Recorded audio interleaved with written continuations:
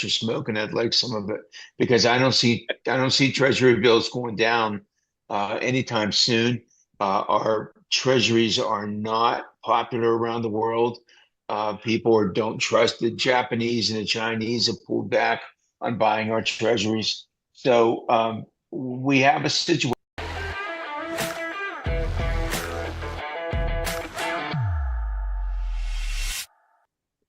Hey there, everyone. Jamie with Sell for 1% Realtors, joined as usual Hey, Marunsky. by the gang. Boy, My brother Jason there, but he's wound up this morning. Dave Barlow, head broker, and Rich Sircone at Highlands Mortgage here on this August 19th, 2026, beautiful Wednesday morning to give you guys a market update about Central Ohio. I don't know who wants to take it away. Do we want to throw it right to Rich, or do you guys have something to say? I've got a lot to say. I got a whole Imagine lot to that. say, guys. Imagine Go that. for it. Now, Rich, go ahead, man. But now that the rain has Well, stopped and the yeah, skies have cleared, the rain has stopped going down, but interest rates are still up. So that's the way that goes. I was looking back on time this morning, and on February 27th, the day before this war in Iran started, the 10-year Treasury bond was at 3.96. That was kind of a low water mark. We the were good old all days. optimistic, the good old days.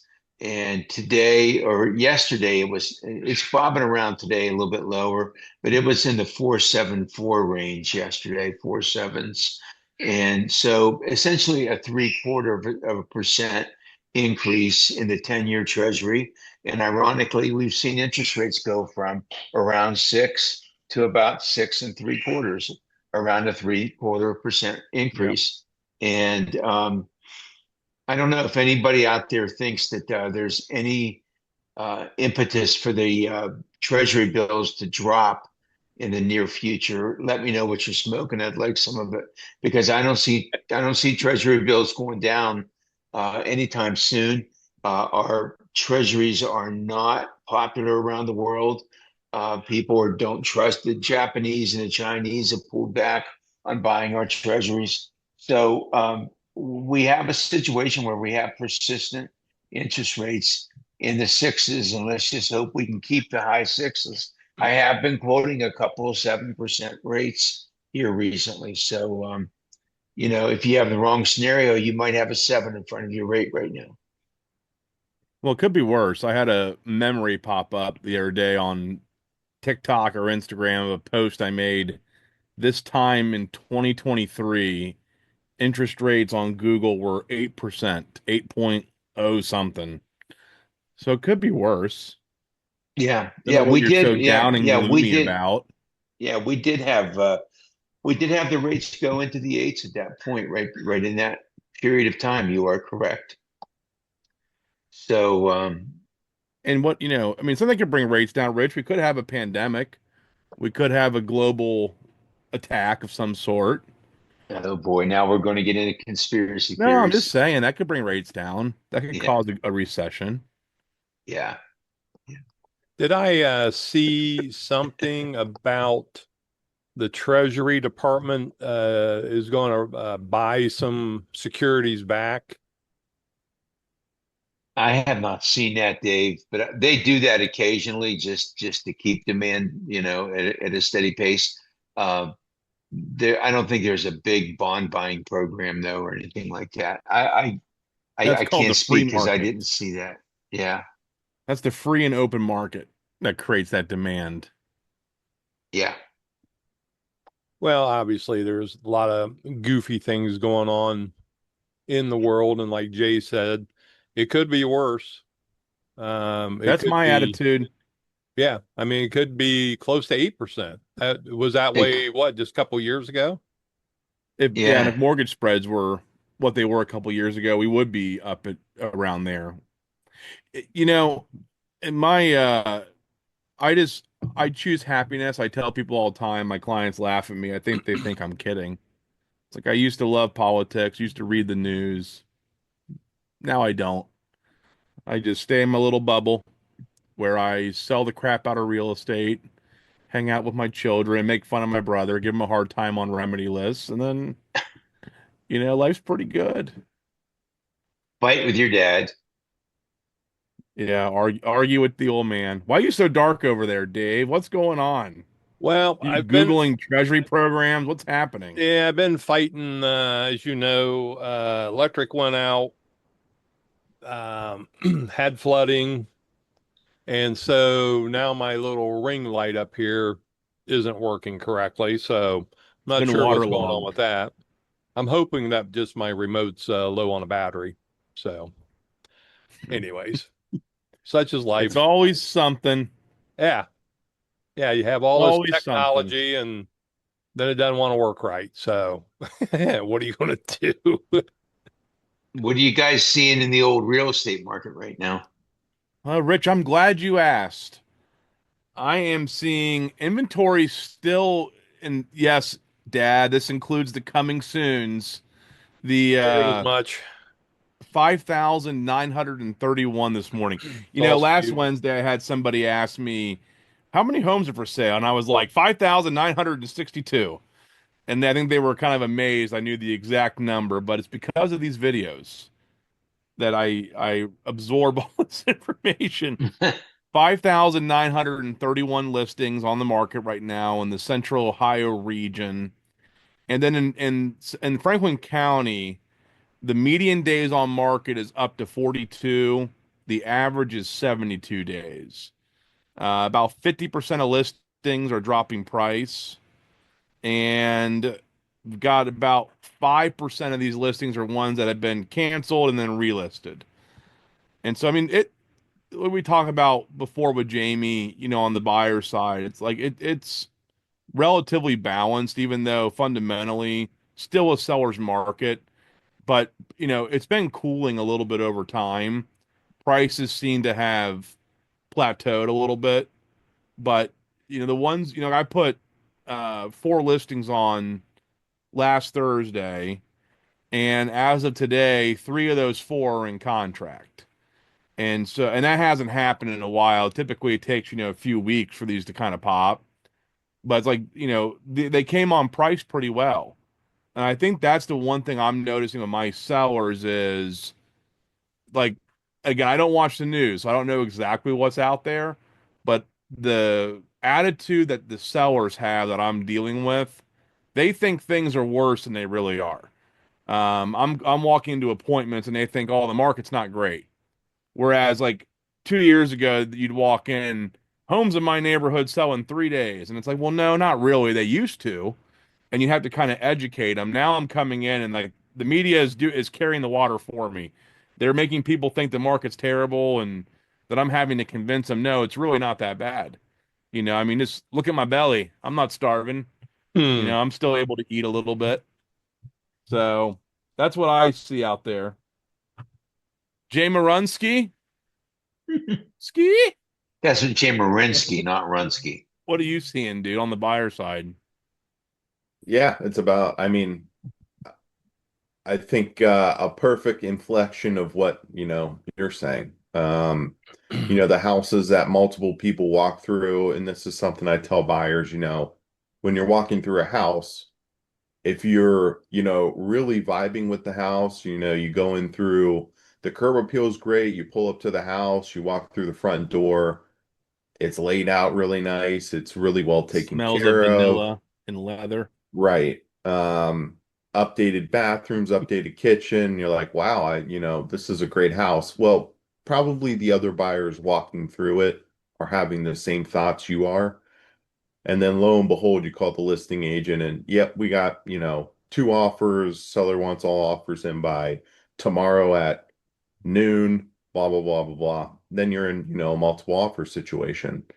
Um, and on the flip side, there'll be some houses that you walk through and maybe the paint hasn't been updated and it's not as, bright and doesn't smell as nice and doesn't have all the updates and upgrades you want. And then that house, sits on the market for 3, 4 weeks, or longer. So yeah, it's kind of, a tale of 2 markets where if you're done up and you're, upgraded, updated, yeah, you're going to end up against multiple offers where if, not as updated, needs a little work, um, you might have a little bit of time to think about it and some negotiating power, and it becomes more of a negotiation market where buyers have a little more power. So it is pretty well balanced, I'd say, in that market, in that distinction. So, and I imagine that's kind of what you're seeing as well. Yeah, and Dad, I want to know what you're seeing. I mean, what's interesting, Jamie, is like that fourth out of those four listings, the one that's not sold yet, it's beautiful, very well updated. She updated everything in this property, and it's a repeat client. She does a really good job and she lives there for a couple years, fixes things up, and then sells them. We're just probably a little bit overpriced, and I think that right now, and I'm curious what you think, Dad, is that pricing, I think, is of the utmost importance. You don't want to be chasing the market down. You want to come on priced where you ought to be, and you got the best chance to sell quickly then versus being out over your skis and then having to drop price, and go, hunting for that buyer. Yeah, I agree. I mean, price is always important. The ebbs and the flows is during like COVID, there obviously was a lot more flexibility. We were still pricing things where they should be priced. And then you had people coming in for 40, 50, $60,000 over the asking price because, the competition was so crazy, Right. interest rates were so Supply and low. demand. Yeah. And then, you go back to 2000, 10, 11, as we were headed towards the bottom of the foreclosure crisis, and you could price the house correctly, and it still would sit for 180 days because you had 12,000 listings on the market and, buyers just weren't motivated. But the house was still priced where it should be. So, Right. your example, you've got a very well done home. It's priced where it needs to be.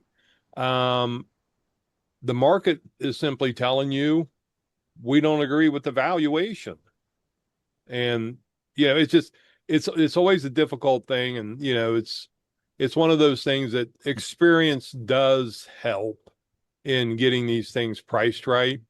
And then, Jay, you've gone through this, and, part of your conversation with sellers is, yeah, you don't need to reduce the price. We just need to find the right buyer. And, Yeah. instead of 3, 4 days over a weekend, it may take us 30, 40 days to find the right buyer to come into the market that's willing to pay your price because your house is worth it. And we've all had sellers on the opposite extreme that they're priced right for the neighborhood, but the house needs $30,000 of work, and it's going to sit no matter how long, because buyers just aren't going to come in and do the work. So it's a very interesting, market. But like I said in the very beginning of my diatribe here is, the market's ebb and flow. We're kind of giving you what we believe based on our experience. And, Jay's been doing this for 20 years now. I've been doing it 27. Jamie, what are you, 7, 8 years into it now? And so, there's a tremendous amount of experience. We're doing market analysis. I'm doing one a day, two a day. Jay, you're probably doing two or three right now. So we see a lot of different things. And it's just based on experiences to where we price this. So um, I think that and I've said this before, if it is the Pottery Barn style home, where everything's super clean, it's all updated, that house is going to sell. And it normally is going to sell for a little bit of a premium. I've got a client that beautiful home.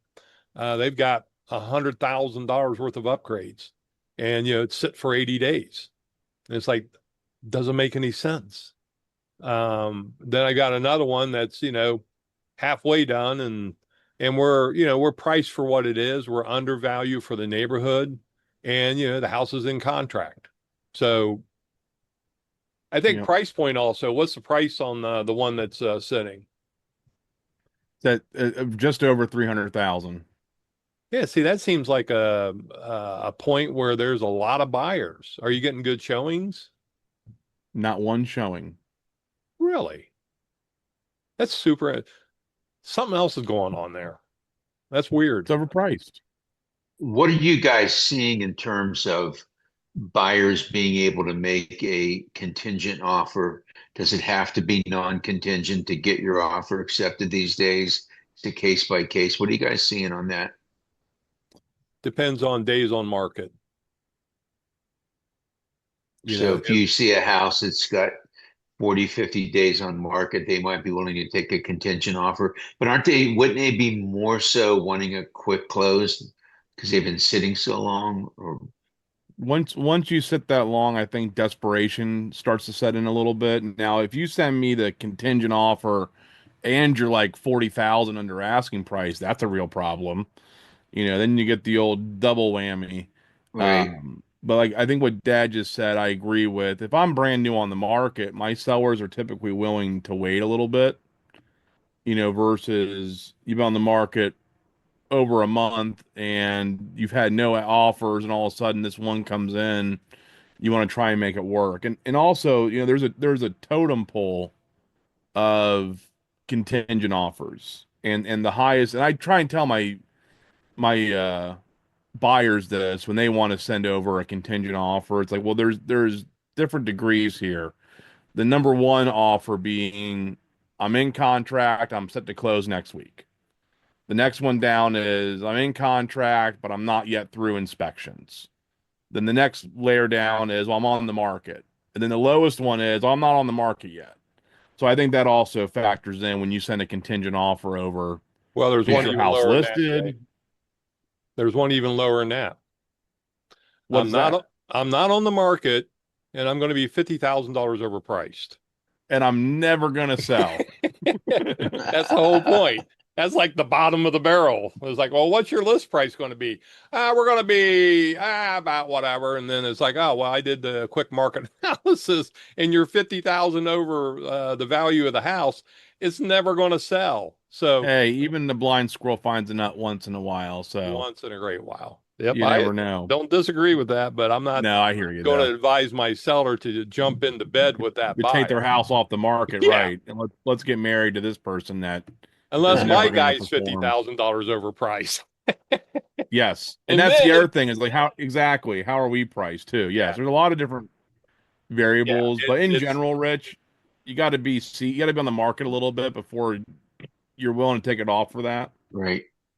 Speaking of contingent, non-contingent, can I just make a announcement to everybody out there that's watching this that is considering buying a home in the next 6 months, year, 2 years, at any time in the future? If you have a bunch of equity in your house, you need to go and get a home equity line of credit on your house for as much money as the bank will allow you to borrow.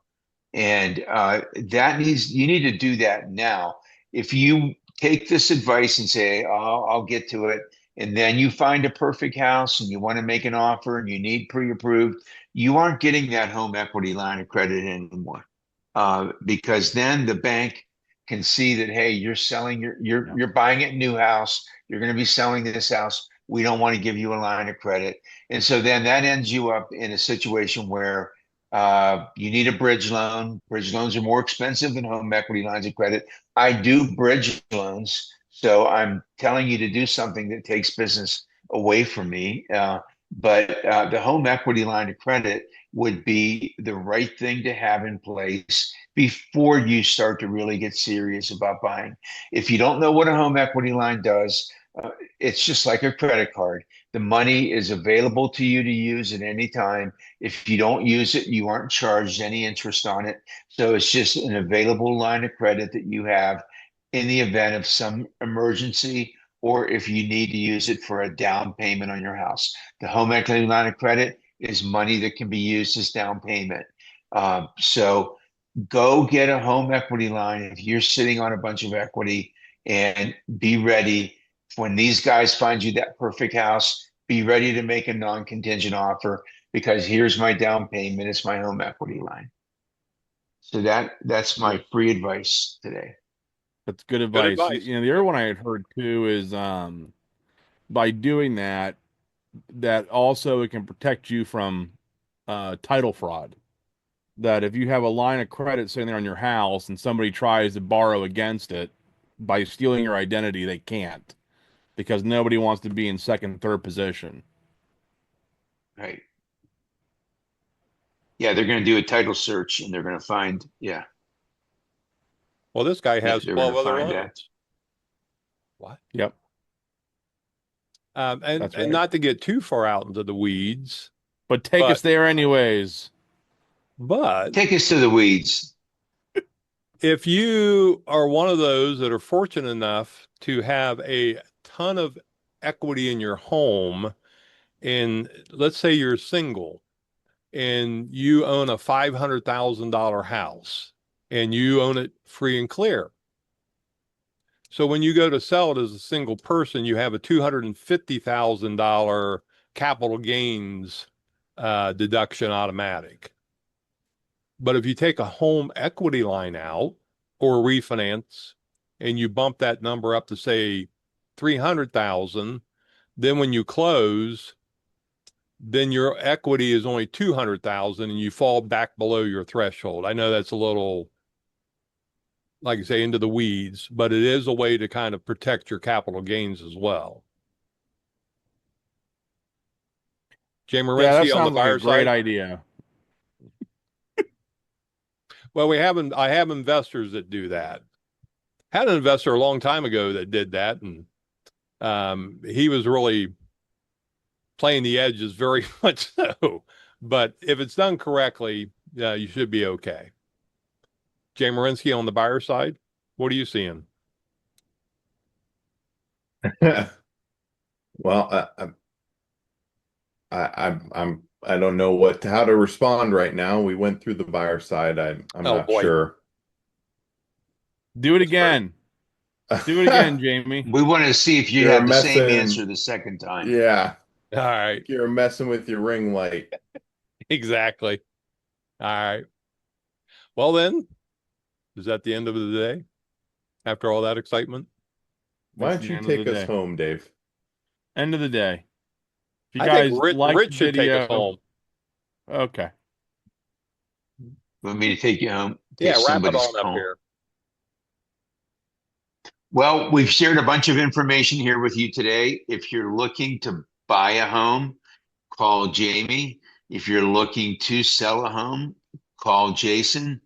If you're looking to do either one of those two things, Dave is the man. He will get you taken care of. He's got 30 plus years experience. If you need advice on the mortgage, I don't just schlep mortgages out for nothing. If you don't need a mortgage, I'm going to give you good advice. If it's not the right time to refi, I'm going to give you that advice. So give me a call and we'll just talk about the situation.